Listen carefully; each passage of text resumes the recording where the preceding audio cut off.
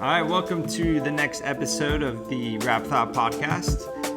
You're here with Matt and Brandon, and this week we have Snoop Dogg's Bush. We got Bush today. Got some Bush. No pun intended. There's no pun. It's just Bush. So, all right, yeah, everyone, we're doing Bush today. Just want to take a second before we hop in to thanks for subscribing and following us and being along with us during this journey. You can continue it with us you can listen to us on Spotify, on Apple. You can interact with us on Facebook, Twitter, Instagram, all about that gram. And yeah, and pretty much all major stuff you can find us on. So. Yeah, definitely. Yeah, shout out to all of our new listeners. We're steadily growing, and we're excited to reach new people and definitely get out to different areas across the world, different countries. That's always cool to see. It is cool because I'm kind of curious how big something is in another area and what their perception of somebody is. Because, we growing up in the Bay Area, Snoop Dogg's right down the 101. Yeah. So, like, what's it like listening to him in England? What's it like listening to him in Australia? What's that perspective like? And me being from Southern California, definitely Snoop Dogg is, he has a huge influence. And of course, has an influence across the world, but especially in Los Angeles and Long Beach, where he's from. Mm-hmm. He does a lot for the community too, and a lot for the kids and getting their football program going and stuff like that. One of the reasons why, this album was thrown into the selection was because of this guy was around with the Chronic in 92. And how many years is that? I'm 31. I'm going to do a little bit of math off the head, but like close to a 30-year career now. Like that's absolutely crazy. And my question for this album actually, I'm going to go back a little bit. So, I would argue that Snoop Dogg is one of the prominent names that was around and is still current from when we were growing up.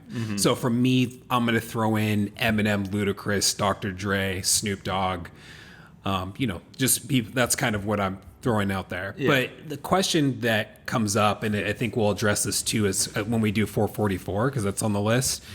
When you have this career that's gone this long, how do you stay current? Especially when you came up with a certain genre and helped create it. How do you stay relevant over that course? And I think Snoop Dogg is one of the prime examples of just being yourself and sticking to who you are. I don't think Snoop Dogg has ever swayed from who Snoop Dogg is. He's been very consistent. Even if he's dipped his toes into other genres, he's put out a reggae album. This is a funk album. He's done the gangster rap.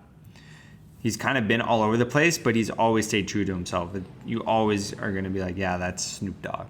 And I think that's the answer to that question is after a certain point, this is one of the avenues you can go in is when you start diving into different genres of music. So, I think of Ludacris, who's kind of slowed down over the years. Because I remember maybe back in 2010 when he was saying, I'm going to put an album out every year. And then that, eventually died down.